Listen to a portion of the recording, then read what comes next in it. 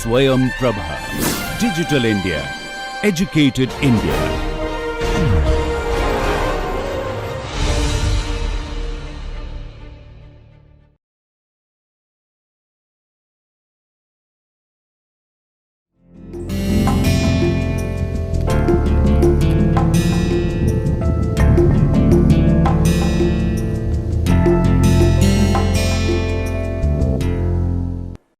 नमस्कार। राजनीति विचारधाराओं के बारे में जो हमने एक चर्चा की श्रृंखला शुरू की है, हम उस चर्चा की कड़ी में आज उदारवाद के दूसरे भाग पर चर्चा करेंगे। उसके बारे में हम बातचीत करेंगे कि उदारवाद के जो समकालीन रूप हैं, उसके बारे में जो समकालीन समय में जो प्रश्न खड़े किए गए हैं या जो उसके बारे में तर्क सामने आए हैं वो किस रूप में है। और अगर हम उदारवाद की इस अपनी पूरी चर्चा को एक बार याद करें जो हम लोगों ने पिछले क्लास में देखा था, तो उसमें मैंने आप लोगों को अलग अलग तरीके से बताने की कोशिश की थी कि किस तरीके से उदारवाद एक गतिशील व्यवस्था के रूप में है। और एक गतिशील व्यवस्था के रूप में उदारवाद क्लासिकल उदारवाद के रूप में सामने आया और फिर उसने अपने भीतर की कमियों को ठीक करने के लिए खुद को एक मॉडर्न लिबरलिज्म या आधुनिक उदारवाद के रूप में भी प्रस्तुत किया। तो इस रूप में आज की जो हमारी अभी की जो चर्चा है उसमें हमारा मुख्य ध्यान समकालीन उदारवाद पर होगा और मेरी मुख्य कोशिश यह होगी कि मैं आप लोगों को जॉन रॉल्स का जो पूरा विचार है समकालीन उदारवाद में उसके बारे में बताऊं और उसके साथ ही हम रॉबर्ट नॉजिक के स्वतंत्रतावादी विचारों के बारे में समझेंगे। रॉल्स की कुछ आलोचनाओं के साथ हम यह देखने की कोशिश करेंगे कि रॉल्स और नॉजिक के अलावा जो उदारवाद का रूप है वह किस रूप में है। उसमें विशेष रूप से हम मल्टीकल्चरलिज्म या बहुसंस्कृतिवाद की चर्चा करेंगे। विल किमलिका ने उदारवाद के बारे में एक बड़ी ही महत्वपूर्ण बात कही है और उनका यह कहना है कि उदारवाद एक खास तरीके से चीजों को देखने की प्रवृत्ति है जिसपे हम समाज के प्रति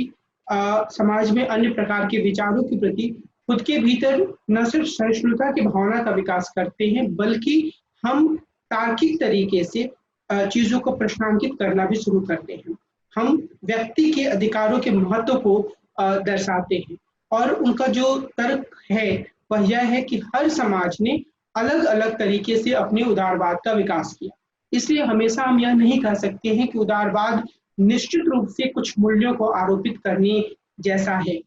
हालांकि विल किमलिका का यह विचार काफी हद तक सार्थक है और उस संदर्भ में हम यह कह सकते हैं कि उदारवाद जिस रूप में हिंदुस्तान में आया वह निश्चित रूप से पश्चिमी देशों में विकसित हुए उदारवाद से थोड़ा अलग है। लेकिन जो मुख्य बात है जिसपे कि हम लोगों ने पिछली क्लास में चर्चा की थी वह यह है कि उदारवाद अपने भीतर कुछ बुनियादी चीजों को साथ लेकर चलता है और उसमें हम लोगों ने कई बिंदुओं पे बात की थी। लेकिन जो दो मुख्य बिंदु थे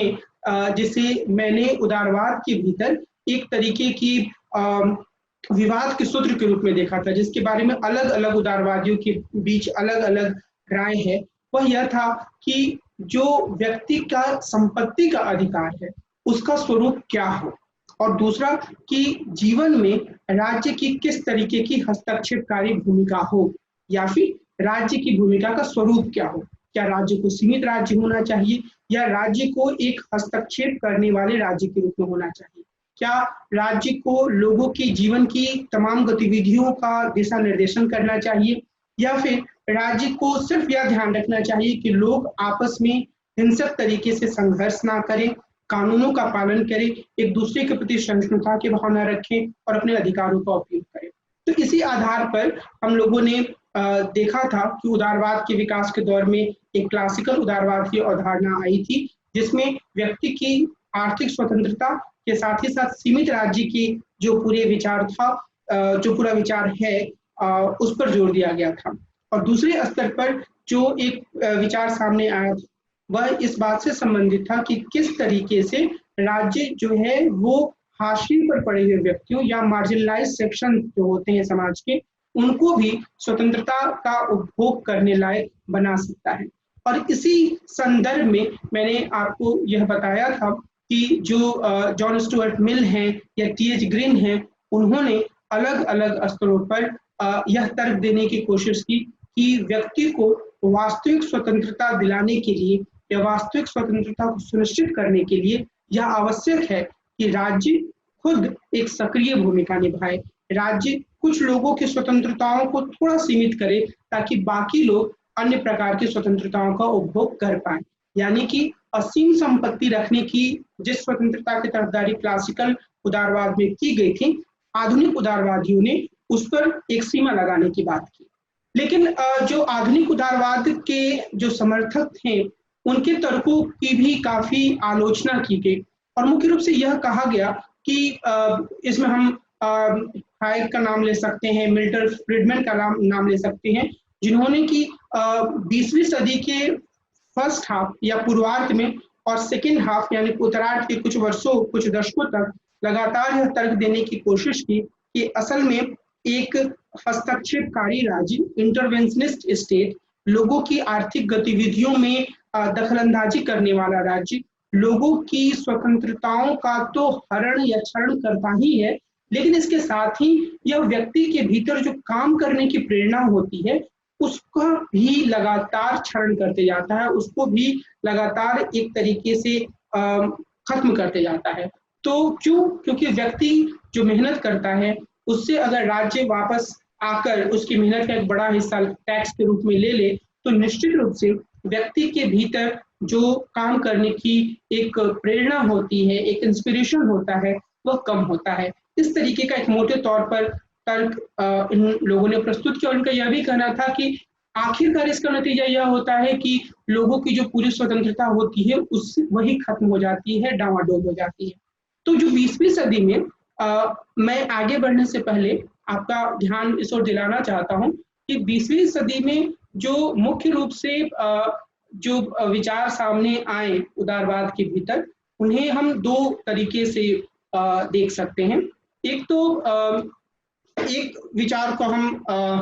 समतावाद की संज्ञा दे सकते हैं और दूसरे विचार के लिए हम स्वतंत्रतावाद शब्द का प्रयोग कर सकते हैं या किया जाता है। समतावाद को अंग्रेजी में इगैलिटेरियनिज्म कहा जाता है और जो स्वतंत्रतावाद है उसके लिए लिबर्टेरियनिज्म शब्द का प्रयोग किया जाता है। जो समतावादी हैं, उनका जो मुख्य तर्क है वह यह है कि लोगों के बीच में समानता की स्थापना करने के लिए राज्य कुछ हद तक लोगों की आर्थिक स्वतंत्रता में दखलंदाजी कर सकता है, उसे करना चाहिए और राज्य को संसाधनों की वितरण को सुनिश्चित करना चाहिए। तो जो एक हस्तक्षेपकारी राज्य या एक सक्रिय भूमिका निभाने वाले राज्य की संकल्पना है, वह समतावाद के भीतर आती है। लेकिन इसमें भी व्यक्ति की कुछ बुनियादी स्वतंत्रताओं की महत्ता को, उसके इम्पोर्टेंस को स्वीकार किया गया है। स्वतंत्रतावाद जो है वह एक समानांतर विचार के रूप में सामने आता है। काफी हद तक यह क्लासिकल लिबरलिज्म के द्वारा प्रस्तुत किए गए तर्कों को दोहराता है एक नए दार्शनिक परिप्रेक्ष्य के साथ, और इसमें यह तर्क दिया जाता है कि व्यक्ति जो कि खुद अपना मालिक होता है, सेल्फ ऑनर होता है, इसलिए व्यक्ति की स्वतंत्रता को बाधित नहीं किया जा सकता है या उससे उसकी स्वतंत्रता नहीं छीनी जा सकती है। और अगर व्यक्ति पर टैक्सेशन किया जाता है राज्य के द्वारा, तो यह उसका जो सेल्फ ऑनरशिप होता है उसके उल्लंघन करने की तरह है। और इसीलिए जो स्वतंत्रतावादी थे उन्होंने सीमित राज्य की बात की, एक लिमिटेड स्टेट का जो पूरा कॉन्सेप्शन है, एक जो पूरी अवधारणा है, वो उनके द्वारा प्रस्तुत की गई। अब अगर हम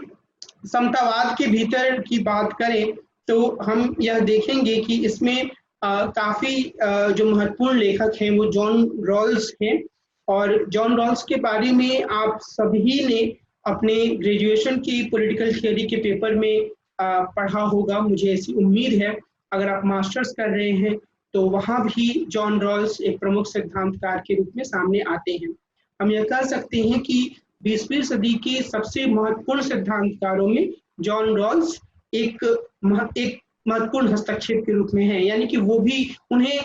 कुछ लोग तो 20वीं सदी का सबसे महत्वपूर्ण सिद्धांतकार मानते हैं, पर मैं यह कहना चाह रहा हूँ कि अगर हम उस संख्या को थोड़ा विस्तृत करें, 3-4 तक ले जाए, तब भी हम यह कह सकते हैं कि उसमें जॉन रॉल्स जरूर शामिल होंगे। जॉन रॉल्स ने अपनी पुस्तक अ थियरी ऑफ जस्टिस में न्याय के सिद्धांत को प्रस्तुत किया, और इसमें उन्होंने जो पुस्तक की जो खासियत है वह यह है कि इस पुस्तक के द्वारा उन्होंने यह दर्शाने की कोशिश की कि आखिर क्यों एक ऐसा राज्य होना चाहिए जो कि जो सबसे खराब स्थिति वाले लोग हैं वो उनकी मदद करे। आखिर लोगों को इस तरीके के राज्य को क्यों स्वीकार करना चाहिए। और इस संदर्भ में जो थियरी ऑफ जस्टिस में उनका जो प्रमुख तर्क था वो इस रूप में हम उसे देख सकते हैं कि उसमें वो एक ऐसी स्थिति की कल्पना करते हैं जिसमें कि खुद अगर हम अपने आप को उस स्थिति में बैठा हुआ पाते हैं तो हम इस प्रकार की राज्य की तरफदारी करेंगे, हम इस प्रकार के राज्य को अपनाने पर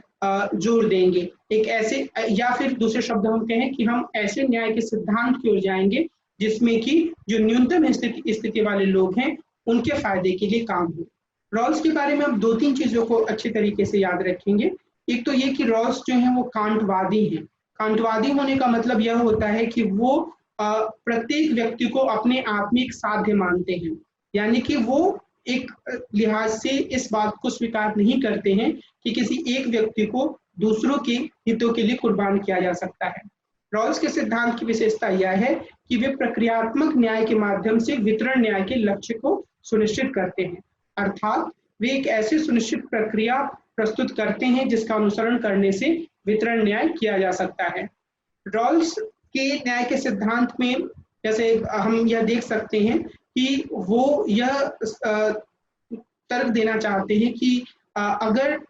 हम उनके द्वारा प्रस्तुत पूरी प्रक्रिया का अनुसरण करते हैं तो हम न्याय के उन्हीं सिद्धांतों को स्वीकार करेंगे जिन्हें वो प्रस्तुत कर रहे हैं। तो उसमें वो मूल स्थिति की एक या ओरिजिनल पोजीशन की एक अवधारणा देते हैं, और इसमें वो यह बोलते हैं कि चूंकि उनका पूरा सिद्धांत एक तरीके के सामाजिक समझौते का सिद्धांत है जिसे लोग ओरिजिनल पोजीशन में करते हैं, इसलिए उनका न्याय का सिद्धांत श्रेष्ठ है। वे यह दावा नहीं करते हैं कि कभी ऐसा समझौता हुआ था, लेकिन उनके अनुसार यदि कभी भी लोग उनकी बताई शर्तों के अनुरूप अपनी मूल स्थिति में जाएंगे तो वो न्याय के उनके सिद्धांतों को स्वीकार करेंगे। वे न्याय के अपने सिद्धांत को निष्पक्षता के रूप में न्याय के तौर पर प्रस्तुत करते हैं, क्योंकि इसमें हर व्यक्ति को अपने आप में साध्य माना जाता है, किसी के भी हितों को दूसरों के हितों के लिए कुर्बान नहीं किया जाता है, और इस बात पर जोर दिया जाता है कि लोग खुद इस चीज को स्वीकार करें। तो ये जो ओरिजिनल पोजीशन की जो पूरी अवधारणा है उसका अर्थ यह है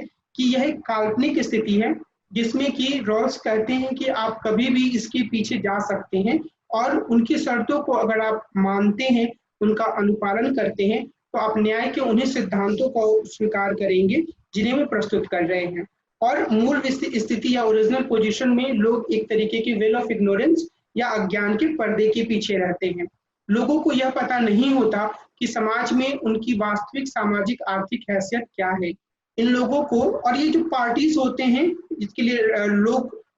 रॉल्स अपने पुस्तक में इनके लिए पार्टी शब्द का इस्तेमाल करते हैं, वो आमतौर पर अपने परिवारों के मुखिया होते हैं। और ये जो लोग होते हैं उन्हें अर्थशास्त्र, मनोविज्ञान आदि का ज्ञान होता है और वे अपने लिए एक अच्छा जीवन चाहते हैं, लेकिन उन्हें यह पता नहीं होता है कि वास्तविक समाज में उनकी सामाजिक आर्थिक हैसियत क्या है। वे अपने बारे में बहुत गहरी जानकारी नहीं रखते हैं, लेकिन वे अपने लिए एक अच्छी जिंदगी या शुभ जीवन चाहते हैं, और इसके लिए वो प्राइमरी गुड्स जो होते हैं वो उन्हें हासिल करना चाहते हैं। और ये सभी व्यक्ति जो होते हैं वे इगोइस्ट नहीं होते हैं, तो ना तो ये जोखिम लेने वाले होते हैं और ना ही वे इगोइस्ट होते हैं। जोखिम लेने का मतलब यह होता है कि कोई ये व्यक्ति जो होते हैं वो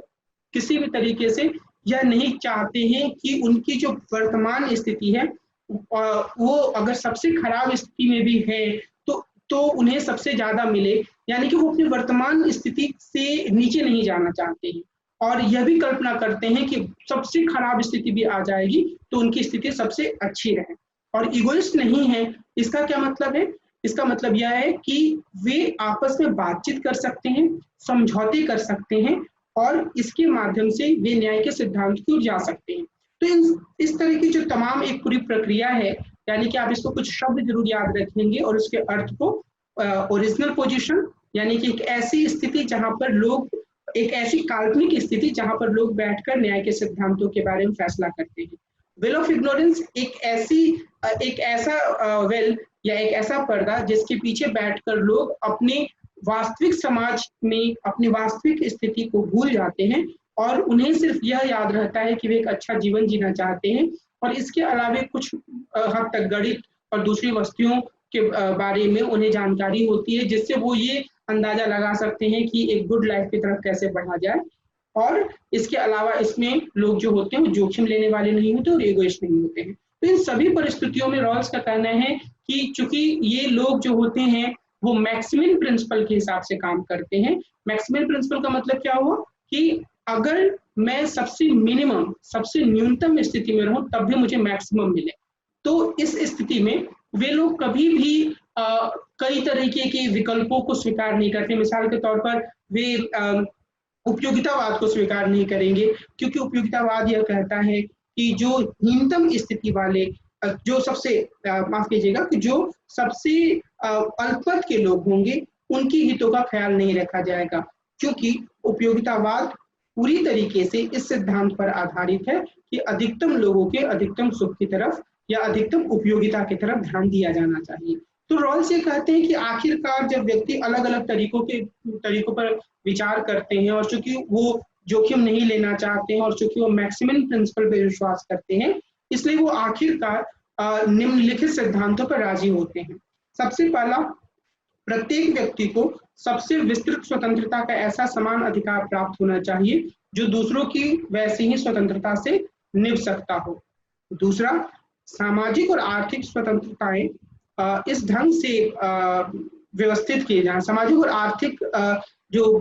असमानताएं हैं वो इस ढंग से व्यवस्थित की जाएं कि इनसे न्यूनतम स्थिति वाले लोगों को अधिकतम लाभ हो और ये विषमताएं उन पदों और स्थितियों से जुड़ी हों जो अवसर की उचित समानता की शर्तों पर सबके लिए सुलभ हो। तो यहाँ पर एक स्लाइड में छोटी सी गलती है जहाँ पर स्वतंत्रताएं शब्द लिखा हुआ है, असल में विषमताएं वहां पर होना चाहिए। तो जो सोशियो इकोनॉमिक इनइक्वालिटीज होती हैं उनको हम इस तरीके से एडजस्ट करें जिससे इससे न्यूनतम स्थिति वाले लोगों को सबसे ज्यादा फायदा हो और ये जो विषमताएं हैं वे उन पदों और स्थितियों के साथ जुड़ी हुई हों जिनके बारे में जो उचित समानता के साथ जो हर किसी को प्राप्त हो। तो ये जो कुछ प्रमुख बातें हैं रॉल्स के सिद्धांत की, इन सूत्रों को जरूर आपको याद रखने की जरूरत होगी। जो 3 प्रिंसिपल हैं, अधिकतम स्वतंत्रता का सिद्धांत प्रिंसिपल 1 और प्रिंसिपल 2 की समाज की सामाजिक आर्थिक विषमताओं को इस तरीके से एडजस्ट किया जाए जिससे जो न्यूनतम स्थिति वाले लोग हैं उन्हें सबसे ज्यादा फायदा हो। ये 2A है जिसे कि डिफरेंस प्रिंसिपल भी कहते हैं और 2B जो है वो इक्वल अपॉर्चुनिटी प्रिंसिपल है जो ये कहता है कि हर किसी को अवसर की समानता प्राप्त हो सार्वजनिक पदों पर। इसके अलावा रॉल्स जो है वो एक लेक्सिकल प्रायोरिटी का नियम भी प्रस्तुत करते हैं जिसका मकसद है कि अगर इन सिद्धांतों में आपस में टकराव हो तो फिर क्या किया जाना चाहिए। और इस संदर्भ में वे यह बताते हैं कि जो लेक्सिकल प्रायोरिटी का पूरा प्रिंसिपल है उसके अनुसार यदि प्रिंसिपल 2A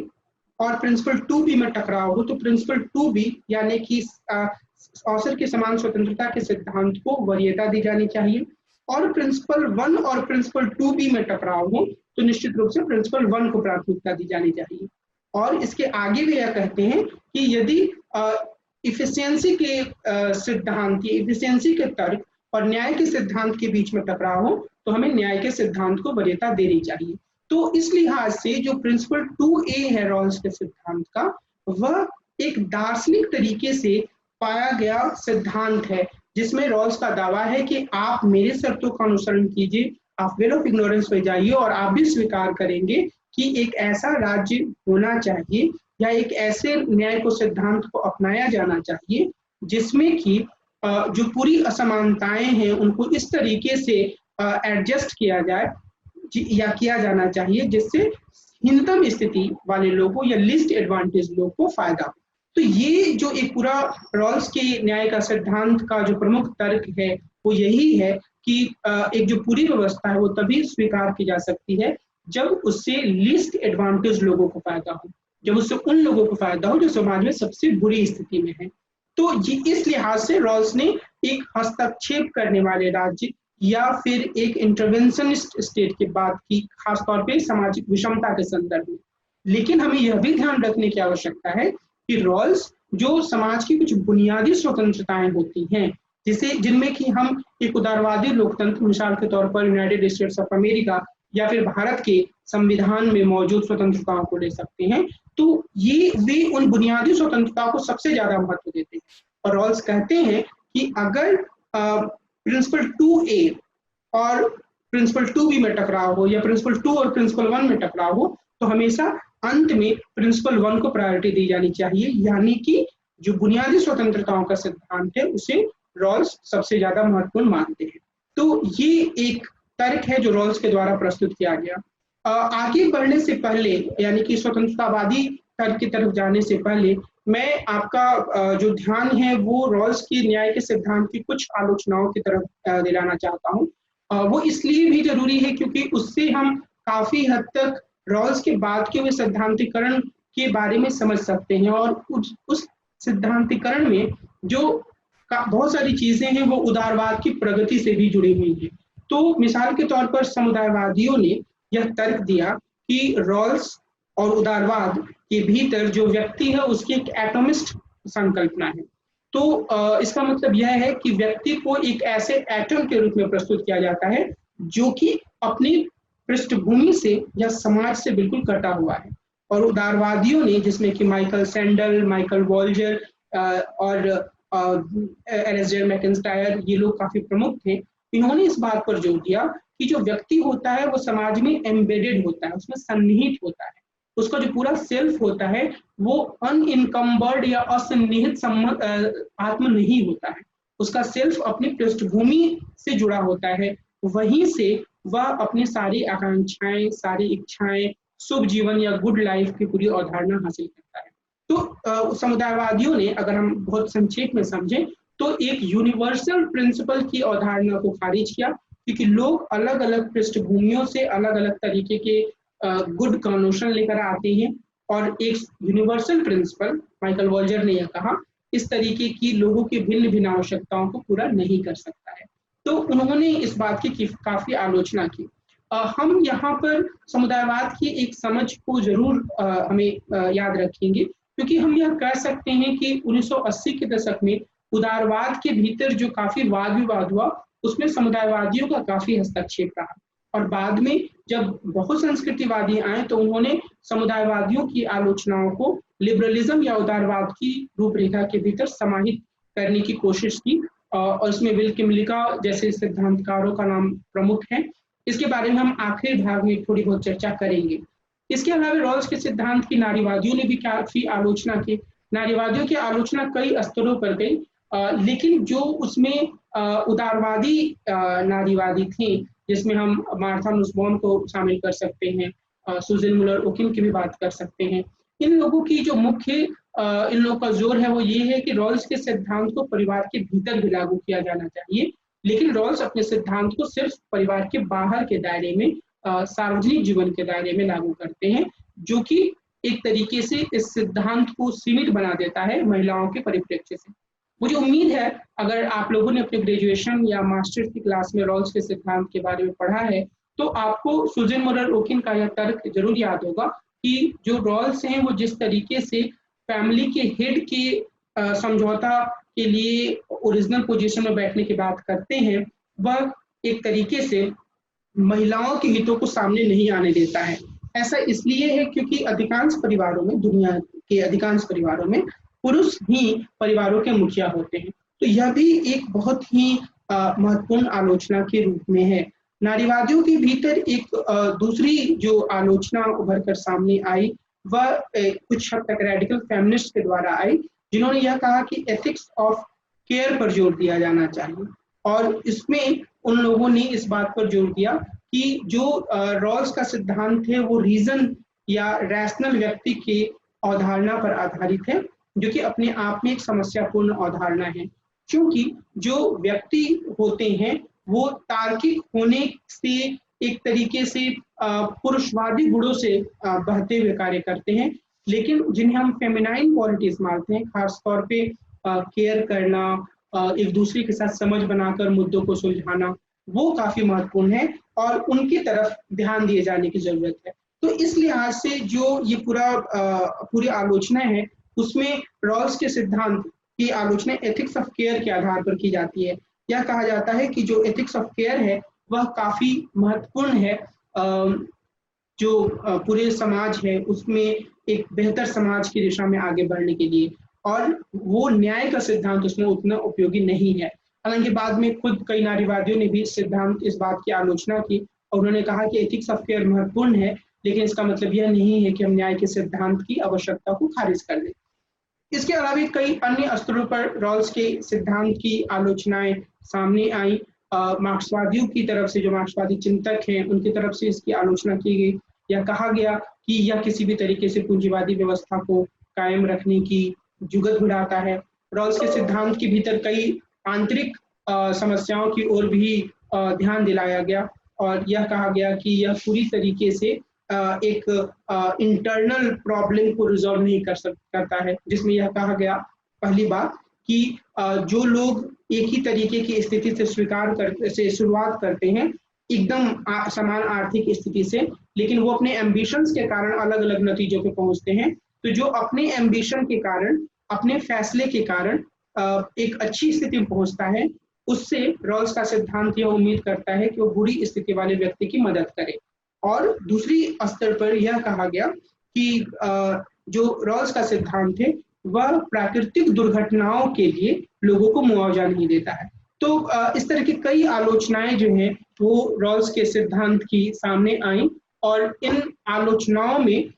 जो एक प्रमुख तत्व था वो ये था कि रॉल्स का सिद्धांत एक महत्वपूर्ण हस्तक्षेप होने के बावजूद कई तरीके की कमियों से ग्रस्त है, लेकिन इसमें एक हम आगे बढ़ने की दिशा को देख सकते हैं। आगे बढ़ना उदारवाद के सैद्धांतिकरण की दिशा में, और इसी तरीके के रॉल्स की एक आलोचना जो थी वह स्वतंत्रतावादी आलोचना के रूप में सामने आई। और यह जो स्वतंत्रतावादी आलोचना है वह उसमें रॉबर्ट नॉजिक साहब का बहुत महत्वपूर्ण स्थान है। रॉबर्ट नॉजिक ने एक पुस्तक लिखी, एनार्की, स्टेट एंड यूटोपिया, और इस पुस्तक में उन्होंने एक परिष्कृत तरीके से न्यूनतम राज्य या मिनिमल स्टेट की आलोचना की तरफदारी की। मिनिमल स्टेट का जो पूरा एक उनका आधार था, उसमें उन्होंने एक सहारा लिया जो सेल्फ ऑनरशिप का सिद्धांत था जॉन लॉक का, उसका, और इसमें उन्होंने एक एंटाइटलमेंट थियरी प्रस्तुत की और एंटाइटलमेंट थियरी के माध्यम से उन्होंने इस बात को दर्शाने की कोशिश की कि किस तरीके से जो एक न्यूनतम राज्य होता है वह जरूरी होता है व्यक्ति की कुछ बुनियादी स्वतंत्रताओं की सुरक्षा करने के लिए। और इसी संदर्भ में उन्होंने यह कहा कि जो हकदारी सिद्धांत होता है उसमें 3 तरह की बातें होती हैं। पहला, हस्तांतरण का सिद्धांत। यदि किसी भी वस्तु को न्यायपूर्ण तरीके से हासिल किया गया है तो उसका स्वतंत्र रूप से हस्तांतरण या ट्रांसफर किया जा सकता है। तो पहला जो एंटाइटलमेंट थ्योरी है उसमें जो एक ट्रांसफर का प्रिंसिपल है वो महत्वपूर्ण है। दूसरा जो है वो है जस्ट इनिशियल एक्विजिशन, यानी कि शुरुआती न्यायपूर्ण अधिग्रहण का सिद्धांत। यह इस बात का वर्णन करता है कि कैसे आरंभ में लोगों ने वस्तुओं पर अपना स्वामित्व स्थापित किया जिनका सिद्धांत 1 के अनुसार हस्तांतरण किया जा सकता है। और तीसरा, अन्याय के परिशोधन का एक सिद्धांत। ऐसी संपत्ति या वस्तुओं के साथ क्या किया जाना चाहिए जिन्हें अन्यायपूर्ण तरीके से हासिल किया गया है या जिनका अन्यायपूर्ण तरीके से हस्तांतरण किया गया है। हम अन्याय के परिशोधन के सिद्धांत पर आएंगे, लेकिन यहाँ पर हम विल चेम्बरलेन के उदाहरण को समझने की कोशिश करते हैं, जिसके माध्यम से उन्होंने इस बात पर जोर दिया कि यदि वस्तुओं का न्यायपूर्ण तरीके से हस्तांतरण होता है तो उसे हम किस रूप में देख सकते हैं। और उसके बाद हम इस बात को समझेंगे कि न्यायपूर्ण आरंभिक अधिग्रहण और परिशोधन के सिद्धांत का क्या मतलब है। और जो एक महत्वपूर्ण बात है रॉबर्ट नॉजिक के बारे में, जो उन्हें काफी हद तक जॉन रॉल्स के करीब भी ले आती है, वो यह कि वे भी कांट से काफी प्रभावित थे। वे भी यह मानते थे कि जो प्रत्येक व्यक्ति या ह्यूमन बीइंग होता है वह अपने आप में एक साध्य के रूप में होता है और कभी भी एक व्यक्ति को दूसरे व्यक्तियों के लिए साधन के रूप में इस्तेमाल नहीं किया जा सकता है। और इसी अर्थ में जब वो ये कहते हैं कि राज्य लोगों से टैक्स लेकर दूसरे लोगों में उसे वितरित नहीं कर सकता है, तो वो इसी आधार का इस्तेमाल करते हैं कि अगर मैं एक व्यक्ति हूँ, मैं अपने आप में एक साध्य हूँ, तो फिर मेरा इस्तेमाल दूसरे लोगों की उद्देश्य के साधन के रूप में नहीं किया जा सकता है। मैं अपने आप में एक एंड या साध्य हूँ। लेकिन जो महत्वपूर्ण बात है वो ये है कि वो जो एक जस्ट ट्रांसफर का सिद्धांत प्रस्तुत करते हैं, उसमें वो विल चैम्बरलेन का उदाहरण देते हैं। उनका ये कहना है कि मान लीजिए कि एक कोई बहुत प्रसिद्ध बास्केटबॉल खिलाड़ी हैं,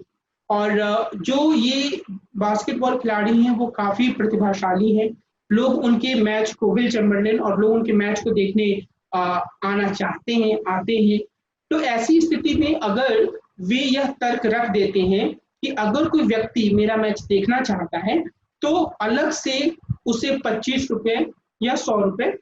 टैक्स देना होगा या पैसा देना होगा। तो यानी कि 100 रुपए अगर टिकट है तो एक अलग बॉक्स होगा जिसमें कि 25 रुपया विल चैम्बरलेन के नाम पर डाला जाए। तो ये जो एक स्थिति है रॉबर्ट नॉजिक के अनुसार,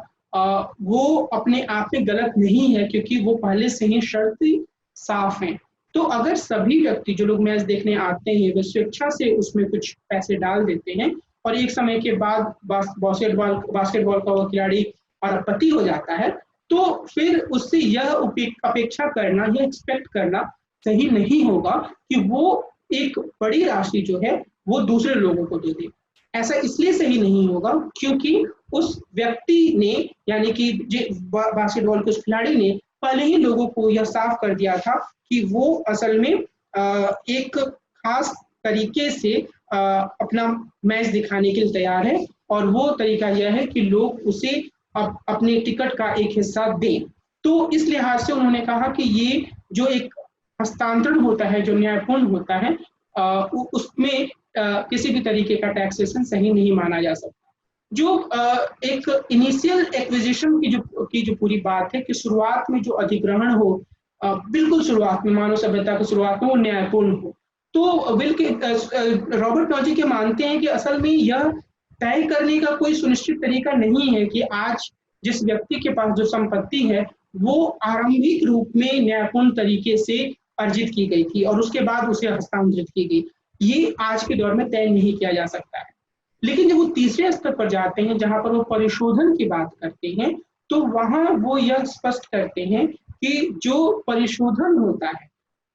उसका मतलब यह है कि अगर कोई गलत तरीके से लेन देन होता है, किसी से गलत तरीके से वस्तु छीन ली जाती है, तो ऐसी स्थिति में व्यक्ति को उसके साथ जो अन्याय हुआ है उसको मुआवजा दिया जाना चाहिए। और यहाँ वो यह बोलते हैं कि वर्तमान समय में मोटे तौर पर हम यह मान सकते हैं कि जिनकी स्थिति बुरी है उनके साथ अतीत में कुछ गलत हुआ है, और मोटे तौर पर हमें मान सकते हैं कि जिनकी स्थिति अच्छी है उन्होंने अतीत में लोगों से संसाधन लिए हैं या गलत तरीके से संसाधन अर्जित किए हैं। तो इस लिहाज से हम तब तक एक न्यायपूर्ण हस्तांतरण वाली स्थिति तक नहीं पहुंच सकते हैं जब तक अतीत के इन अन्यायों का परिशोधन ना हो। और इस लिहाज से आखिरकार जो रॉबर्ट नॉजिक हैं वो स्वतंत्रतावादी तरीके से ही सही, लेकिन इस बात की ओर जाते हैं कि परिशोधन या रेक्टिफिकेशन के लिए जरूरी है कि कोई भी राज्य ऐसी स्थितियां अपनाए, ऐसी नीतियां अपनाए जिससे जो लोग कमजोर स्थिति में हैं, बुरी स्थिति में हैं, उन्हें थोड़ा लाभ हो। तो ये एकदम आखिरी चरण का है, लेकिन जो सैद्धांतिक या दार्शनिक जोड़ है रॉबर्ट नॉजिक का, वो इसी बात पर है कि अगर किसी व्यक्ति पर एक सामान्य स्थिति में जब वो जो हकदारी सिद्धांत जिसे हम लोगों ने कहा एंटाइटलमेंट थियरी, जब वो उसके सारी शर्तों को पूरा कर रहा है, यानी कि न्यायपूर्ण हस्तांतरण की बात है, इनिशियल जस्ट एक्विजिशन का जो पूरा शर्त है, और जो रेक्टिफिकेशन की थियरी है, उन तीनों आयामों को पूरा हो जाने के बाद अगर किसी व्यक्ति से जबरदस्ती टैक्स लिया जाता है, जबरदस्ती का अर्थ यह है कि उस पर टैक्स लगाया जाता है सिर्फ कुछ राज्य की जो बुनियादी जरूरतें होती हैं उनके अलावा, तो वह एक अन्यायपूर्ण कदम होगा। यानी कि रॉबर्ट नॉजिक एक मिनिमल स्टेट की पक्ष में तरफदारी करते हैं उसकी, और उनका यह कहना है कि राज्य जो है वो एक ऐसी मिनिमल स्टेट की भूमिका में होना चाहिए जहां उसका काम सिर्फ कानून को लागू करना है, जहां उसका काम यह देखना है कि लोग गैर कानूनी तरीके से एक दूसरे को धोखा ना दें, न कि राज्य का काम यह है कि वह लोगों से टैक्स ले और उसको गरीबों में बांटे। लेकिन आप इस बात को भी ध्यान रखेंगे कि जब वो जो जिस आखिरी तर्क की हमने बात की वह इस बात से संबंधित है कि जो रेक्टिफिकेशन का सिचुएशन है वो पूरा हो जाए, यानी कि हम इस बारे में संतुष्ट हो जाए कि जो अन्याय की स्थिति थी वो खत्म हो चुकी है, और उसके प्रति संतुष्ट होने का जो तरीका है वो यही है कि हम इस बात को पूरी तरीके से सुनिश्चित करें कि जो वर्तमान समय में जिन ऐसे लोग हैं जिनके साथ अतीत में अन्याय हुआ है उन अन्यायों का परिशोधन हो जाए, और ऐसे स्थिति आने पर ही हम इस तरीके की पूरी व्यवस्था की ओर आगे बढ़ सकते हैं। तो जो विचार लिबर्टेरियंस या स्वतंत्रतावादियों ने व्यक्त किए वो एक महत्वपूर्ण धारा का प्रतिनिधित्व करते हैं समकालीन उदारवाद के भीतर। लेकिन समकालीन उदारवाद के बारे में हमें एक और चीज याद रखनी होगी कि मैंने आपको 2 प्रतिनिधि चिंतकों के बारे में बताया। कम से कम समतावाद में कई अन्य चिंतक हैं जिन्होंने अपना योगदान दिया। मिसाल के तौर पर रोनाल्ड डॉकिन का नाम हम ले सकते हैं और ऐसे ही कई अन्य चिंतकों का नाम। लेकिन मोटे तौर पर आप सिर्फ इस बात का ध्यान रखने की कोशिश करेंगे कि दार्शनिक स्तर पर समतावाद ने इस बारे में तर्क देने की कोशिश की कि आखिर राज्य को क्यों संसाधनों का वितरण करना चाहिए, इसीलिए इसे एक तरीके से वितरण न्याय के पक्ष में दिया जाने वाला तर्क भी कहते हैं। और स्वतंत्रतावाद ने इस बात पर जोर देने की कोशिश की कि क्यों राज्य को एक मिनिमल स्टेट के रूप में होना चाहिए और क्यों व्यक्ति की स्वतंत्रता या उसके सेल्फ ऑनरशिप के राइट्स को सबसे ज्यादा महत्व दिया जाना चाहिए। तो उदारवाद की जो ये 2 धाराएं हैं उसमें मैंने आप लोगों को रॉल्स के सिद्धांत की कुछ आलोचनाएं बताई थी, जिसमें मैंने कहा था कि समुदायवाद 1980 के दशक में काफी हद तक उदारवाद के भीतर चलने वाले वाद विवादों में एक प्रमुख वाद विवाद के रूप में सामने आया, क्योंकि इसने यह कहा कि जिस तरीके से उदारवाद के भीतर पूरी परिकल्पना की गई है व्यक्ति की, वह अपने आप में समस्यापूर्ण है और उसे आगे जाने की जरूरत है, क्योंकि वह अपने आप में एक ऐसे व्यक्ति की संकल्पना प्रस्तुत नहीं करती जो वास्तविक अर्थों में समाज से जुड़ा हुआ है। बाद में जो बहुसंस्कृतिवादियों का एक पूरा समूह उभर कर सामने आया, उन्होंने उदारवाद के भीतर की जो ये आलोचनाएं प्रस्तुत की गई थी समुदायवादियों द्वारा, उन्हें उदारवाद में ही समायोजित करने की कोशिश की। और उसमें मैं एक उदाहरण दूंगा विल किमलिका का। इसके अलावा भी कई अन्य चिंतक हैं जिन्होंने बहुसंस्कृतिवाद के रूप में लिखा। लेकिन अगर मोटे तौर पर मल्टीकल्चरलिज्म को समझना चाहें तो हम यह कह सकते हैं कि यह एक तरीके से समुदायवादियों की इस आलोचना को स्वीकार करना है कि जो उदारवाद है वो बहुत ही एक्सप्रेस्ड तरीके से, बहुत ही स्पष्ट तरीके से, बहुत ही खुलकर समुदायों के अस्तित्व को स्वीकार नहीं करता है। विल किमलिका ने एक बात तो यह कही कि जो समुदायवादी हैं वो इस तथ्य की उपेक्षा करते हैं कि असल में उदारवाद के भीतर यह बात निहित है कि व्यक्ति जो है वो ऑटोनॉमस है, वो जो चाहे अपने जीवन के बारे में निर्णय ले सकता है, लेकिन वह यह निर्णय समुदाय के भीतर या समाज के भीतर ही लेता है। यह बात उदारवाद में एक तरीके से स्वीकृत बात है और समुदायवादी इसकी ओर ध्यान नहीं देते हैं। लेकिन ऐसा कहने के बाद जो विल किमलिका है वो यह भी जोड़ते हैं कि उदारवाद के भीतर यह बात ज्यादा साफ तरीके से सामने आनी चाहिए थी। तो अब जो अगर हम सिर्फ एक उदाहरण के रूप में विल किमलिका की बात करें तो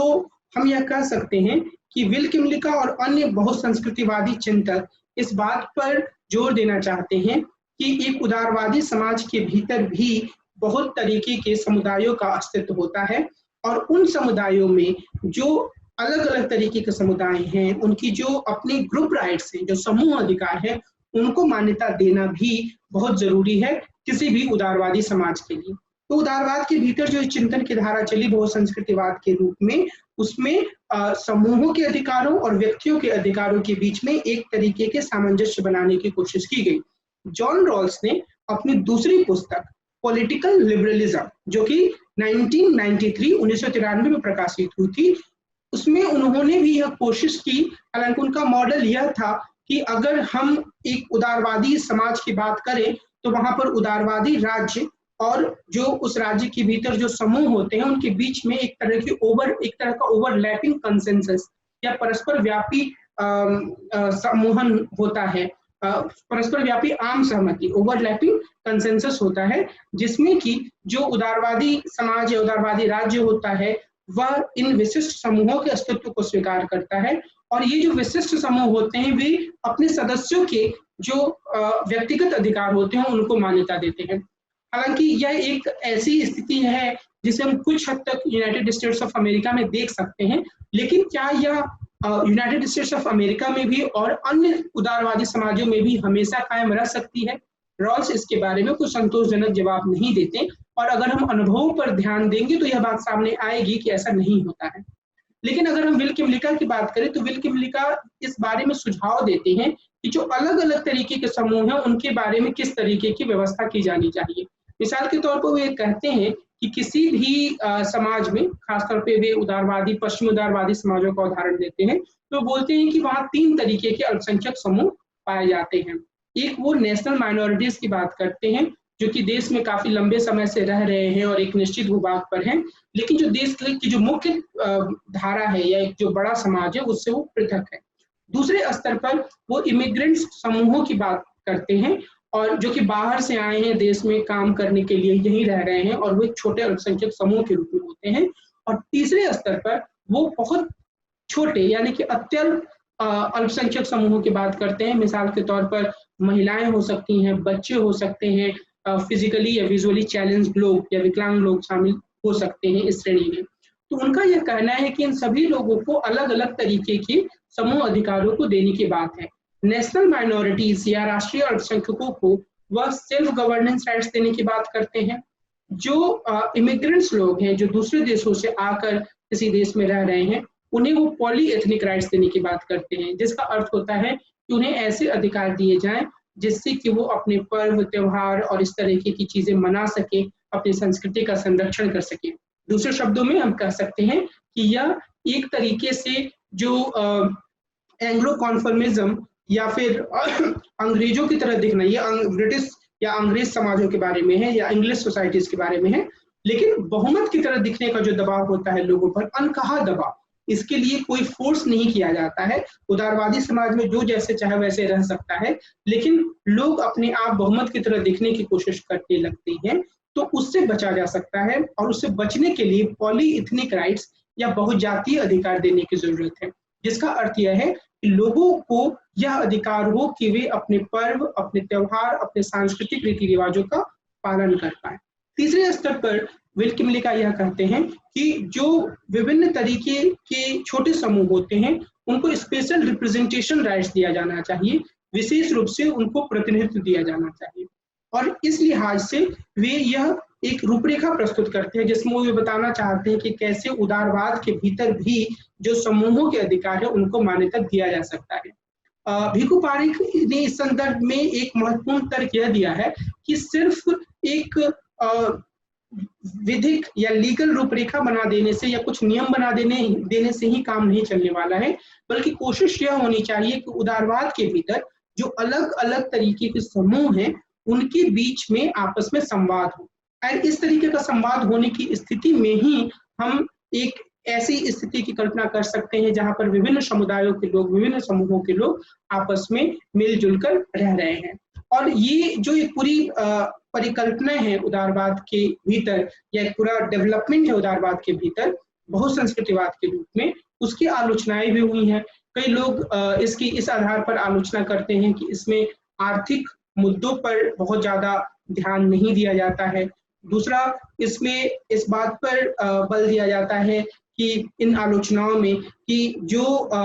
समूह होते हैं उनके भीतर की जो गलत प्रथाएं होती हैं उनको भी मान्यता देने की प्रवृत्ति होती है।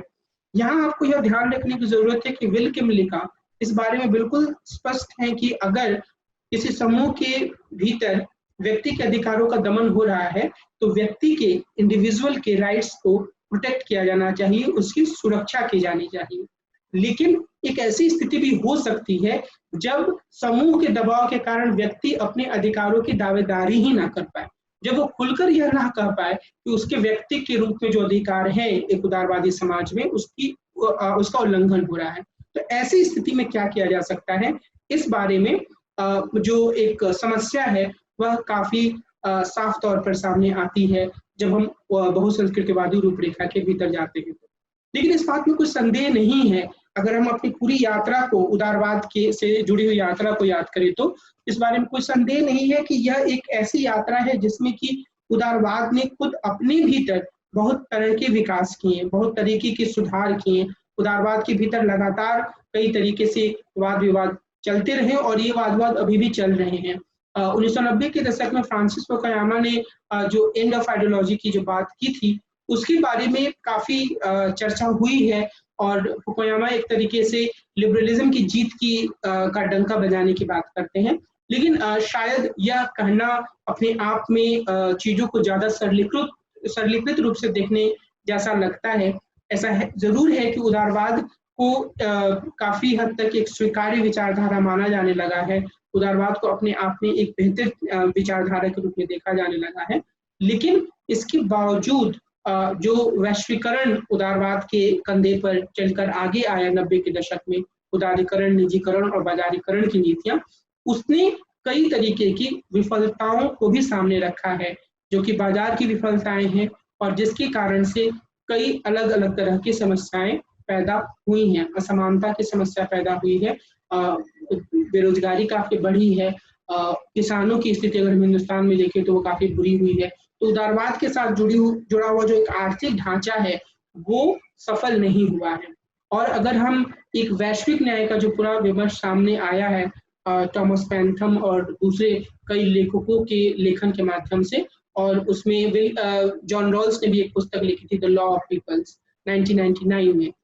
मेरा यहाँ पर उद्देश्य ये आपको बताना है कि उसके भीतर भी अब इस बात को स्वीकार किया गया है कि कई उदारवादी देश जो हैं, विकसित उदारवादी देश, यूनाइटेड स्टेट्स ऑफ अमेरिका उसमें एक प्रमुख देश है, उन्होंने बहुत सारे दूसरे देशों में जो पिछड़े देश हैं, अफ्रीकी देश हैं या एशियाई देश हैं, वहां पर अपने उदारवाद को तो कायम रखा लेकिन उन देशों में तानाशाही शासन को बढ़ावा दिया। और इसके पीछे जो मुख्य लक्ष्य था वह यह था कि वहां के जो संसाधन है, जो प्राकृतिक संसाधन है, उस पर उनका कब्जा बना रहे। तो उदारवाद हमेशा ही हर तरफ उदारवाद के रूप में सामने नहीं आया है और इसकी हम कई तरह की आलोचनाओं पर ध्यान दे सकते हैं। अगर हम पारंपरिक विचारधाराओं के नजरिए से विचार करें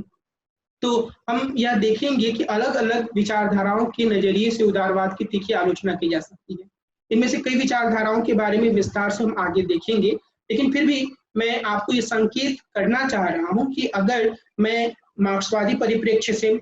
या फिर नारीवादी परिप्रेक्ष्य से या फिर अराजकतावादी परिप्रेक्ष्य से या फिर रूढ़िवादी परिप्रेक्ष्य से या पोस्ट मॉडर्निस्ट परिप्रेक्ष्य से इसकी आलोचना करूं उदारवाद की, तो वो किस रूप में सामने आएगी। तो मैं कुछ बिंदुओं को रेखांकित करना चाहता हूं। जैसे मैंने आपको पहले भी बताया कि मार्क्सवादियों ने हर रूप में उदारवाद की आलोचना की। कार्ल मार्क्स ने काफी तीखी आलोचना की थी कैपिटलिज्म की और उनका पूरा आधार यही था कि ये एक्सप्लॉयटेशन को दिखावा के रूप में मतलब समानता और समान अधिकारों का एक मोटा पर्दा खड़ा कर देता है जिससे जो पूंजीवादी शोषण होता है उसको वैधता मिलती है और ये हर रूप में कायम रहता है। तो जो भी उदारवाद की सीमा है उसके बारे में मार्क्सवादियों का कहना यह है कि यह कभी भी बुनियादी प्रश्न को हल नहीं करता, यानी कि उत्पादन के साधनों पर सिर्फ पूंजीपतियों का अधिकार क्यों है या क्यों होना चाहिए, ये इसको रिजॉल्व करने की कोशिश नहीं करता है। अपने सबसे अच्छे रूप में यह संसाधनों की कुछ हद तक पुनर्वितरण पर ही जोर देता है। तो ये मार्क्सवादियों की आलोचना है। रूढ़िवादी यह कहते हैं कि जो व्यक्ति की ऑटोनॉमी की बात कही जाती है कि यानी व्यक्ति मौजूदा समाज की किसी भी चीज को अस्वीकृत कर सकता है अगर वह उसे अपनी गुड लाइफ के हिसाब से नहीं पाता है। तो कंजर्वेटिव से मानते हैं कि यह विचार सही नहीं है, क्योंकि जो भी चीजें समाज में अच्छी हैं वो कई पीढ़ियों से होती हुई हमारे पास आई हैं और उनके भीतर जो बुराइयां थी वो पीढ़ी दर पीढ़ी दूर होती गई हैं। तो आज की पीढ़ी में अगर मैं एक व्यक्ति आऊं और कहूं कि पीछे की जो लोग सोचते आ रहे हैं वो सही नहीं था और जो मैं चीजों को देख रहा हूं वही सही है, तो यह गलत होगा रूढ़िवादियों के अनुसार। और यह एक तरीके से समाज में अस्थिरता या फिर विध्वंस की तरफ आगे बढ़ाने वाला कदम होगा। जो अराजकतावादी हैं वो यह बोलते हैं कि व्यक्ति के ऊपर किसी भी तरीके की सत्ता नहीं होनी चाहिए, लेकिन उदारवाद अपने हर रूप में इस तरीके की सत्ता को कायम रखता है। उदारवाद मिसाल के तौर पर हम यह कह सकते हैं कि उदारवाद जब सीमित राज्य की बात करता है तब भी वो एक राज्य की बात करता है, और जब वो एक हस्तक्षेपकारी राज्य की बात करता है तो निश्चित रूप से वहां तो राज्य होता ही है। और ये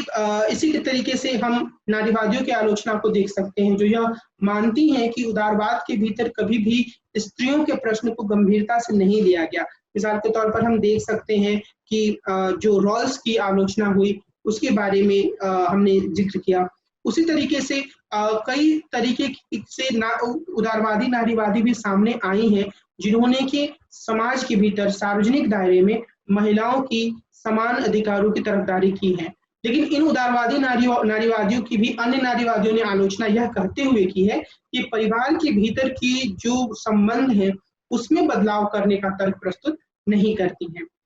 उसी तरीके से हम ये देख सकते हैं कि जो पोस्ट मॉडर्निस्ट थिंकर्स हैं उनका यह मानना है कि उदारवाद जो है वो व्यक्ति के भीतर रीजन का जो एक तत्व है उसको जरूरत से ज्यादा महत्व देता है। उनका यह कहना है कि व्यक्ति के भीतर बहुत तरीके की चीजें होती हैं, लेकिन जब हम ये कहते हैं कि व्यक्ति जो होते हैं वो रैशनल होते हैं, जो कि उदारवाद का सबसे बुनियादी प्रपोजिशन है, बुनियादी प्रस्ताव है, तो ऐसी स्थिति में हम व्यक्ति के भीतर जो अन्य तरीके के गुण होते हैं उनकी अवहेलना कर रहे होते हैं। इसका मतलब यह है कि एक व्यक्ति, ये उत्तर आधुनिकतावादी कहते हैं कि एक व्यक्ति हमेशा रैशनल नहीं होता है। कई बार वो रैशनल बिहेव करता है, कई बार वो इरेशनल बिहेव करता है, कई बार वो इस तरीके से बिहेव करता है जो कि हमें बहुत ही अजीब लग सकता है। तो वो सब व्यक्ति की विशेषताएं होती हैं, लेकिन बाकी सारी विशेषताओं का दमन करके उदारवाद एक तरह की विशेषता को प्रमुख विशेषता के रूप में सामने रखता है, जो कि सही नहीं है। तो ये जो अलग अलग तरीके की विचारधाराएं हैं उनके माध्यम से हम उदारवाद की आलोचनाओं को देख सकते हैं, और यही बात हर विचारधारा के बारे में है। तो जब भी आप विचारधाराओं का अध्ययन करें, आगे की चर्चा में भी हम जिन विषयों को लाएंगे और बार बार हम इस चीज पर वापस भी जाएंगे, तो लेकिन आप खुद भी सोच सकते हैं कि अगर एक कोई मुद्दा है तो उस मुद्दे के बारे में उदारवादी क्या सोच सकता है, रूढ़िवादी या कंजर्वेटिव क्या सोच सकता है, नारीवादी क्या सोच सकती हैं, और नारीवादियों के भीतर जो विभिन्न धाराएं हैं वो क्या सोच सकती हैं, ठीक है, या फिर अराजकतावादी क्या सोच सकते हैं, उत्तर आधुनिकतावादी क्या सोच सकते हैं। ये सब चीजें आपको देखने की जरूरत है, इस पर विचार किया जाना चाहिए। और मुझे उम्मीद है कि जब हम इस तरीके से चीजों को देखेंगे तो हमारे भीतर एक अलग तरह की समझ बनेगी इन विषयों को लेकर। मैं इस पूरी चर्चा को खत्म करने से पहले सिर्फ इस बात को दोहराना चाहता हूं कि जब भी आप उदारवाद के संदर्भ में वर्णन करें तो यह बात जरूर है कि उसके इतिहास और उसके जो आरंभ में जो हमने बुनियादी बातें दर्ज की थी उन्हें याद रखने की आवश्यकता है, लेकिन उतना ही महत्वपूर्ण है उसके समकालीन वाद विवाद को भी समझना, क्योंकि समकालीन वाद विवाद में जिन बिंदुओं की आज हमने चर्चा की उन सभी बिंदुओं में जो एक प्रमुख बात है वह यह है कि उदारवाद के भीतर ही इतने सारे वाद विवाद हुए हैं कि उन्होंने उदारवाद का एक तरीके से विस्तार किया है, और वह विस्तार एक सकारात्मक दिशा की ओर है। हालांकि